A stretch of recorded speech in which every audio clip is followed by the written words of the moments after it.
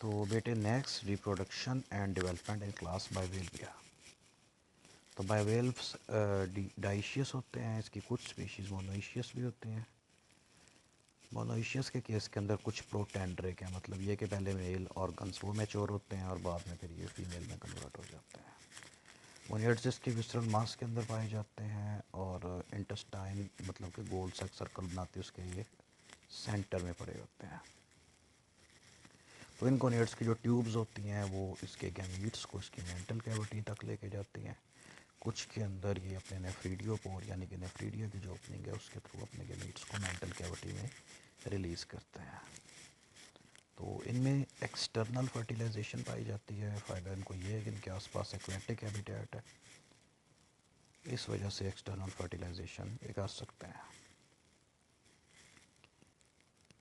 तो गैमीट सुप्रा branchial chamber यानी कि इसके जहाँ पे गिल्स बनते हैं उसके ऊपर से होके गुजरते हैं और फिर एक्सेलेंट ओपनिंग एक्सेलेंट साइफन के थ्रू यहाँ से बाहर चले जाते हैं। तो पानी में इसकी फर्टिलाइजेशन होती है, मतलब एक्सटर्नल और डेवलपमेंट के अंदर इसमें ट्रोकोफोर लार्वा बनता है और फिर वेलिगर लार्वा बनता है। वेलिगर लार्वा पानी में तैरता रहता है, फिर ये बॉटम पे जाके बैठ जाता है, मेटामॉर्फोसिस होता है और इवेंचुअली ये एडल्ट की शक्ल सूरत इख्तियार कर लेता है। तो ट्रोकोफोर लार्वा और वेलिगर लार्वा इनकी डायग्राम्स हमने ऑलरेडी डिस्कस कर ली। जो फ्रेश वाटर के अंदर बाइवेल्व पाए जाते हैं ये अपने यंग वंस को बाकायदा ब्रूड करते हैं, मतलब उनको अपनी बॉडी के अंदर रखते हैं, उनको पालते हैं जब तक कि उनकी डेवलपमेंट कंप्लीट नहीं हो जाती। इनके केस के अंदर जो फर्टिलाइजेशन है वो इंटरनल होती है, मतलब कि एग्स फीमेल की बॉडी के अंदर ही रहते हैं, पानी के साथ स्पर्म्स उसकी बॉडी में आते हैं और वहाँ पे एग्स फर्टिलाइज हो जाते हैं। तो फर्टिलाइज होने के बाद भी एग फीमेल की बॉडी के अंदर ही रहते हैं, तो ये गिल्स के आसपास चिपके रहते हैं, वहाँ पे अपनी डेवलपमेंट कंप्लीट करते हैं। इसमें ट्रोकोफोर और वेलिगर स्टेजेस आती हैं लेकिन बहुत कम दौरानिए के लिए, तो बहुत जल्दी छोटी छोटी सीपियों में बदल जाते हैं, फिर ये गिल से अलहदा हो जाते हैं। कुछ स्पीशीज़ के अंदर वेलिगर लार्वा के बाद एक स्टेज आती है जिसको ग्लोचिडियम स्टेज कहा जाता है। तो अब ये जो ग्लोचिडियम लार्वा होता है वेलिगर लार्वा की मॉडिफाइड फॉर्म है और ये फिशेस के ऊपर बतौर एक्टोपैरासाइट रहते हैं।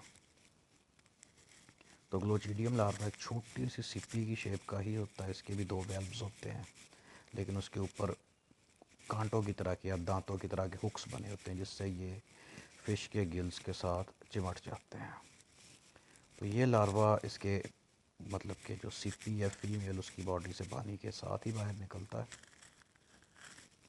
और आहिस्ता आहिस्ता नीचे सबस्ट्रेट पे बैठ जाता है। बहुत सारे ग्लोचिडियम लार्वा के अंदर सिर्फ चंद एक ऐसे खुश नसीब होते हैं जो कि किसी फ़िश तक पहुंच के वहाँ उसके गिल्स या फिन्स तक अटैच हो जाते हैं और उसको खाना शुरू कर देते हैं। तो चूँकि ये साइज़ में बहुत छोटे होते हैं, फ़िश बड़ी होती है, इस करके फ़िश का कोई ज़्यादा नुकसान ये नहीं करते। तो अगर इसको कोई फ़िश ना मिले तो फिर ये लार्वा वेस्ट हो जाता है और मर जाता है। तो ये ग्लोचिडियम लार्वा है, इसका साइज़ मतलब यहाँ पे बड़ा नज़र आ रहा है, वैसे 1 मिलीमीटर तक होता है। दो इसके वेल्व्स होते हैं या पीस, ये ज़रा उल्टा पड़ा हुआ है और ये इसके अंदर टीथ बने होते हैं जिससे ये उसको फ़िश के गिल्स को पकड़ देता है। ये इसकी लेबल डायग्राम है। तो इसके अंदर बाकायदा सेंस ऑर्गन है और ये टंग लाइक ऑर्गन जिससे ये उसमें खुरच के उसको सुराख करता है और उसके गिल्स के अंदर से या स्किन के अंदर से ब्लड या टिश्यूज़ पे फीड करता है। तो बाज़ जो फ़िश होती है इस लार्वा के इर्द गिर्द एक सिस्ट यानी कि कवरिंग सी बना देती है और कुछ स्पीशीज़ जिनके अंदर बाकायदा ग्लोचिडियम लार्वा ही बनता है वो क्या करते हैं कि फ़िश को बाकायदा धोखा दे के या झांसा दे के अपनी तरफ को बुलाते हैं ताकि फ़िश जब उनको खाने के लिए आए तो ये अपने लार्वे उधर को अटैच करते हैं। तो इनकी बॉडी के ऊपर मतलब कि इनकी मेंटल कैविटी या इनके फुट का एक हिस्सा थोड़ा मॉडिफाई होके देखने में एक छोटी सी फ़िश की तरह का नज़र आता है। तो ये खुद रेत के अंदर चले जाते हैं, अपनी बॉडी का वो हिस्सा जो फ़िश की तरह का नज़र आता है उसको बाहर निकाल देते हैं। तो बड़ी फ़िश जो कि प्रेडेटर होती है उसको खाने के लिए आती है, और जैसे उसको आके खींचती है, सीपियों के अंदर से इनके ग्लोचिडियम लार्वा निकलते हैं और बड़ी फ़िश के ऊपर जाके चिपक जाते हैं। तो वहाँ पे ये डेवलप करते रहते हैं। उसके बाद जब इसमें एडल्ट की तरह की शक्ल सूरत बनने लगती है तो ये फ़िश से अलहदा हो जाते हैं और फिर फ़िल्टर फीडिंग लाइफस्टाइल के ऊपर कन्वर्ट हो जाते हैं, फिर आहिस्ता आहिस्ता बड़े होते रहते हैं। तो ग्लोचिडियम लार्वा पैरासाइट है, बाकी इसकी ज़िंदगी बतौर एडल्ट फ्री लिविंग है। अब देखें, ये एक बाइवेल्व है जिसको लैम्पसीलस रेवियना कहा जाता है, और ये मतलब नीचे सिप्पी है। ये इसका फुट वाला हिस्सा और फुट का इतना हिस्सा ही जो नज़र आ रहा है, ये फ़िश की तरह का नज़र आता है, लेकिन ये फ़िश नहीं है। मसलन ये है कि इसके ऊपर ये फ़िश की तरह से आँख भी बनी हुई है, इस पर डॉर्सल फिन्स भी हैं, पीछे फ़िश की तरह से टेल भी है। ये इसको पानी में हिलाते हैं, बड़ी फ़िश इसको खाने के लिए झपट्टा मारती है। तो जब उसको पता चलता है सीपी है तो इसको छोड़ के चली जाती है, लेकिन उस दौरान जो छोटे छोटे ग्लोचिडियम लार्वा बड़ी फ़िश पे अटैच हो जाते हैं और उसके साथ ही चले जाते हैं। नेक्स्ट आती है बाइवेल्व डाइवर्सिटी। तो बाइवेल्व हर तरह के एक्वेटिक हैबिटेट्स, मतलब कि fresh water, marine water, estuarine areas के अंदर पाए जाते हैं, और अक्सर इन्होंने अपने आप को रेत या मिट्टी के अंदर दबाया होता है, या फिर ये किसी सॉलिड सबस्ट्रेट के साथ चिपक जाते हैं, या फिर कोरल रीफ के अंदर, या पानी में जो लाइमस्टोन के ज़ख़ीरे वगैरह होते हैं उनके अंदर, या पानी में कोई एस्चुराइन एरिया जहाँ पे दरख्त हैं, जिस तरह से मैंग्रोव्स होते हैं जो खड़े पानी में मौजूद दरख्त होते हैं, उनकी लकड़ी जो गीली होती है उसके साथ ये चिमटे रहते हैं। तो इनके जो एनिमल तो जो कि रेत के अंदर चला गया सांस लेने के लिए और फ़िल्टर फीडिंग के लिए, इनके साथ बिग पाइप की तरह का स्ट्रक्चर, इसको साइफन कहते हैं, मेंटल कैविटी का मॉडिफाइड हिस्सा है, उसको रेत वगैरह से बाहर निकाल के रखते हैं।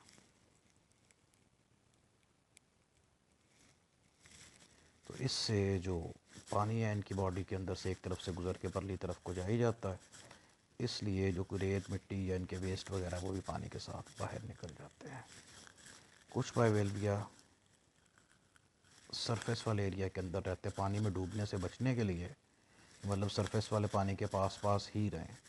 तो ये किसी ना किसी सरफेस, किसी पत्थर के साथ, रॉक के साथ, या इवन के पानी में कोई खंबे वगैरह लकड़ी के लगाएं, जिस तरह कश्तियाँ बांधने को, या कोई पुल के जिस तरह पिलर्स होते हैं नीचे, तो उसके साथ अपने आप को अटैच कर लेते हैं। तो या तो प्रोटीन की बनी हुई वायर्स को यूज़ करते हैं, उनको बेसल थ्रेड्स कहा जाता है, या फिर ये एक लिक्विड रिलीज़ करते हैं जो कि जब जुड़ता है तो अल्फ़ी की तरह से पक्का हो जाता है, उससे ये सबस्ट्रेट के साथ अपने आप को जोड़ देते हैं।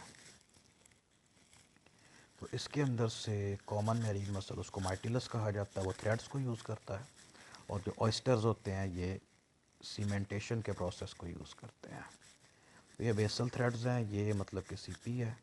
ये जो थ्रेड्स बने हुए हैं इनको बेसल थ्रेड्स कहते हैं, प्रोटीन के बने होते हैं, जिसके साथ ये किसी भी सरफेस के साथ अटैच हो जाते हैं और पक्के वहीं पे ही अटैच रहते हैं। इनकी ग्रिप अच्छी खासी पक्की होती है।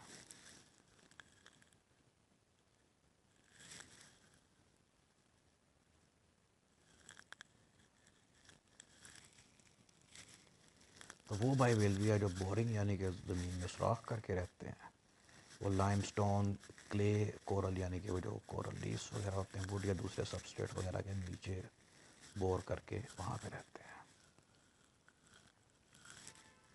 तो ये बोरिंग का काम तभी स्टार्ट कर देते हैं जब ये अभी लार्वल स्टेज पे होते हैं, यानी कि नीचे बैठ जाते हैं और अपने वेल्व यानी कि इसके जो शेल के आगे दांत से बने होते हैं उसके साथ ये खुरच खुरच के उस सबस्ट्रेट के अंदर सुराख करना शुरू कर देते हैं। जो लाइमस्टोन में रहने वाले बाइवेल्विया हैं, इनके मेंटल से एसिडिक सेक्रीशंस बनती है, जो एसिड है, कोई भी एसिड, वो लाइमस्टोन यानी कि चूने के पत्थर को डिज़ोल्व करना शुरू हो जाता है। तो उसके साथ ये खुद अपना शेल भी रगड़ते हैं ताकि उसको जल्दी जल्दी सुराख करके उसके अंदर फिट हो जाए। तो जैसे जैसे फिर इसका शेल ग्रो करता जाता है, ये उस सुराख के अंदर फिट हो जाते हैं और पक्के फिर वहीं पे ही लगे रहते हैं। नेक्स्ट आती है क्लास सिफेलोपोडा। तो लैटिन वर्ड सेफलिक का मतलब होता है हेड, पोडोस का मतलब होता है फुट। तो इसका मतलब बना हेड फुट, क्योंकि इनका हेड और फुट आपस में अटैच्ड होते हैं। इस क्लास के अंदर आते हैं ऑक्टोपस, स्क्विड, कटल फिश और नॉटिलाई। नॉटिलाई नॉटिलस की जमा है।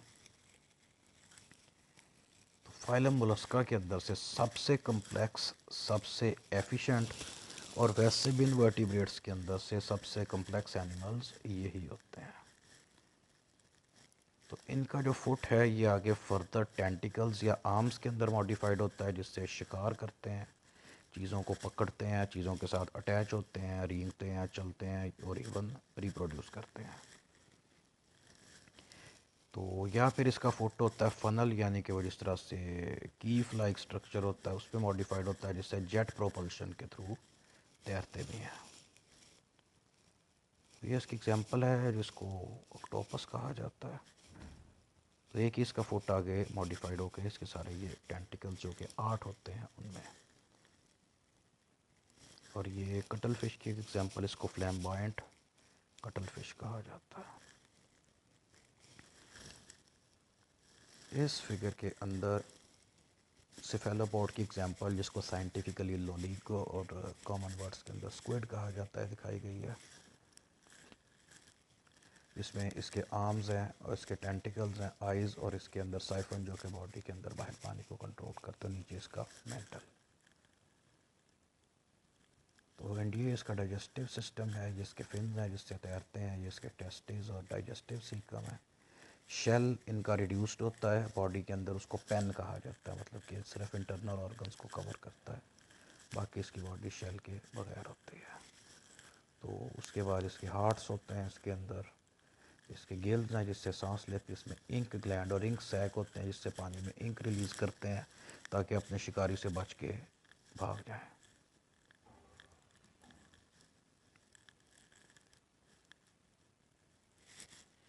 इन केस के अंदर सिफेलोपोड्स में बॉडी की सिमेट्री ऐसी होती है कि इसका हेड और विसरल मास एक ही लाइन के अंदर होते हैं। इस तरह से हमने अभी देखा कि इसका हेड और विसरल मास एक ही लाइन के अंदर है, मतलब हेड और फुट इकट्ठा आपस में अटैच्ड है।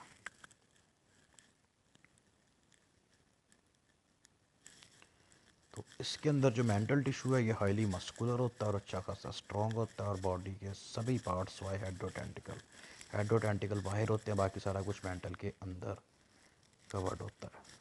तो मेंटल चूँकि मस्कुलर है, कॉन्ट्रैक्ट और रिलैक्स करता है, इसलिए मेंटल कैविटी के अंदर बहुत सारा पानी इन और आउट मूव कर सकते हैं। सिफेलोपोड्स के शेल की बात करें तो इसकी जो कदीम टाइप्स थी जो कि अब एक्सटिंक्ट हो चुके हैं, और हमने इस लेक्चर के शुरू में इस चैप्टर में उनकी एग्जांपल्स देखी थी, उनका शेल था कोन की शेप का। आजकल जो सिफेलोपोड्स इसमें से किसी में भी कोन की शेप का शेल नहीं पाया जाता। सिर्फ एक एग्जांपल है जिसको नॉटिलस कहा जाता है, इसके अंदर एक्सटर्नल शेल होता है, इसके अंदर सेप्टा यानी कि खाने बने होते हैं, जैसे जैसे नॉटिलस का साइज़ बड़ा होता जाता है शेल में नए खाने ऐड होते जाते हैं, और इसका जो आखिरी खाना होता है वो सबसे बड़ा होता है, उसके अंदर ही नॉटिलस रहता है। जब ये बंद रहे होते हैं चैम्बर, उस वक्त इनमें फ्लूइड भरा होता है, बाद में टिश्यूज़ बनते हैं जिसको सेफंकल कहा जाता है, वो सेप्टा के अंदर परफोरेशन यानी कि छोटे छोटे सुराख कर देता है। ऑस्मोसिस के थ्रू सारा फ्लूइड इसमें से निकल जाता है और उसके अंदर गैसेस फील्ड हो जाती हैं जो कि अपने मेटाबॉलिज्म के अंदर ये प्रोड्यूस करता है। तो ये अपनी बॉडी के अंदर मौजूद गैस के अमाउंट को रेगुलेट कर सकता है। ये ऊपर वाली एग्जांपल की बात, और इसके शेल का आखिरी हिस्सा बड़ा होता है, उसके अंदर ये एनिमल रहता है और उसके अगले हिस्से अंदर खाली होते हैं, मतलब इसकी डॉर्सल साइड पर शेल सारा खाली होता है, इसमें गैस भरी होती है, और गैस की क्वांटिटी को ये कम या ज़्यादा करके पानी में ऊपर या नीचे मूव कर सकते हैं। और नीचे कटल फिश, इसमें शेल नहीं होता। तो नॉटिलस के अलावा जो बाकी के सिफेलोपोड्स, उसके अंदर शेल साइज़ के अंदर बहुत ही छोटा या सिरे से होता ही नहीं है। इस तरह से हमने भी कटल फिश देखा, इसमें शेल बॉडी के अंदर होता है और सिर्फ छोटी छोटी गैस फील्ड स्पेसेस जो बॉडी के अंदर हैं उनको कवर करता है। तो ये जो कटल फिश के अंदर शेल पाया जाता है इसको कटल बोन कहा जाता है। ये कटल फिश को चूँकि बाहर की कंट्रीज़ में खाया भी जाता है तो उसके अंदर से कटल बोन अलहदा कर लेते हैं, और इसको ग्राइंड करके इससे पाउडर बनाते हैं जो कि डिफरेंट चीज़ों को पॉलिश करने के लिए, रगड़ाई करने के लिए यूज़ होता है। और चूँकि ये शेल कैल्शियम का होता है इसलिए पेट बर्ड यानी कि तोते वगैरह उनको भी खाने को दिया जाता है ताकि वो अपनी कैल्शियम की कमी पूरी कर लें। स्क्विड का शेल भी बॉडी के अंदर होता है और काइटन का बना होता है, उसको कहा जाता है पेन। तो ये लिखने वाले पेन से इसका कोई लिंक नहीं है, ना उस वैसी शेप का होता है, बस इसका वैसे नाम पेन है।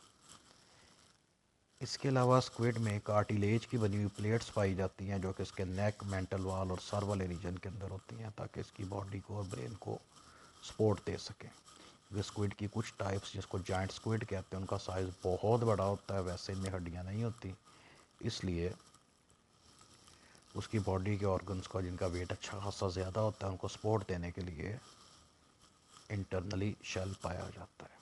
और ऑक्टोपस की बात करें तो उसके अंदर कोई शेल नहीं होता, उसकी बॉडी इंतहाई फ्लेक्सिबल होती है और वो अच्छा खासा बड़ा होने के बावजूद छोटे साइज़ की ओपनिंग के अंदर से भी गुजर जाता है। नेक्स्ट आता है लोकोमोशन। तो चूँकि प्रेडेटर होते हैं इसलिए फास्ट और एक्यूरेट लोकोमोशन इनके लिए लाजमी है।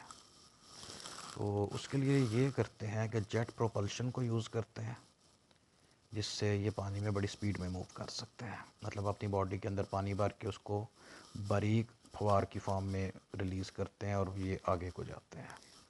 एक्शन एंड रिएक्शन के प्रिंसिपल, उसकी भी वीडियो आएगी।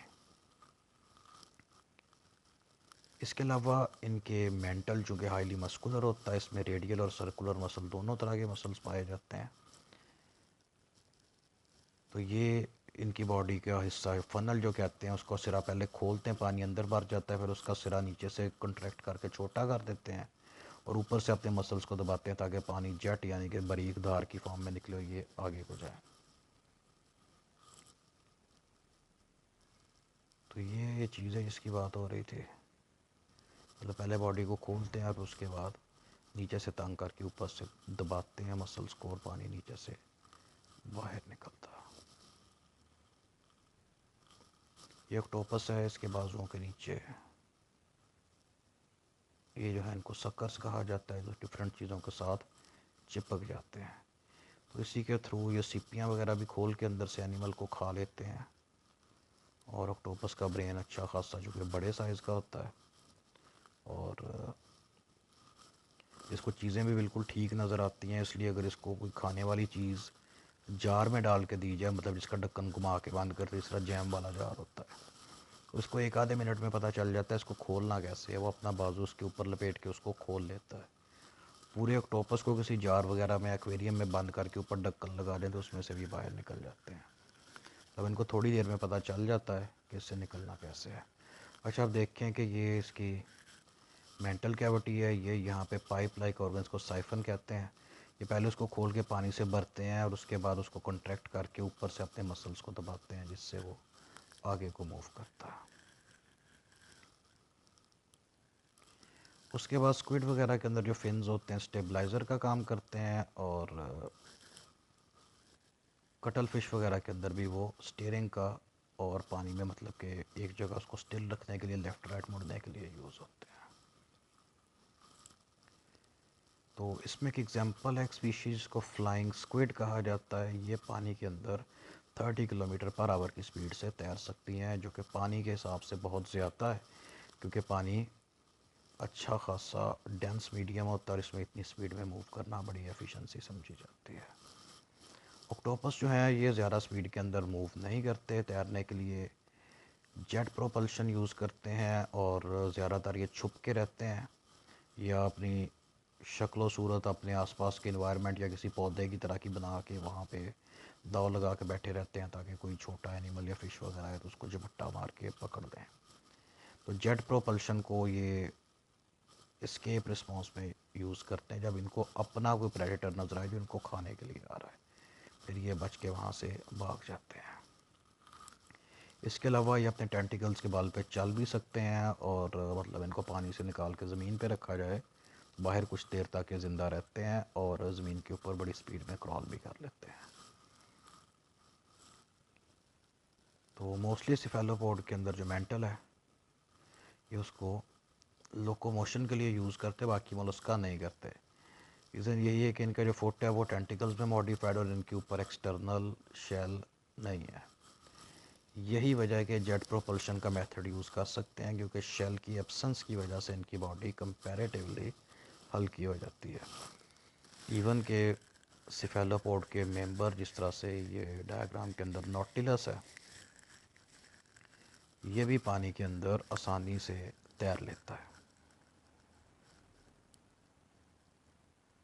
तो ये आगे को जाने का इसका प्रिंसिपल यही कि ये अपने साइफन के थ्रू पानी को बाहर को एक्सक्रीट करता है, एनिमल आगे को मूव करता है, और ये सीधा रहने के लिए इसका ये हिस्सा ऊपर से इसमें गैसेस फिल्ड होती हैं, नीचे इसके वाइटल ऑर्गन ऊपरला हिस्सा हल्का होता है, नीचे वाला हैवी होता है, इस वजह से पानी में सीधा रहता है।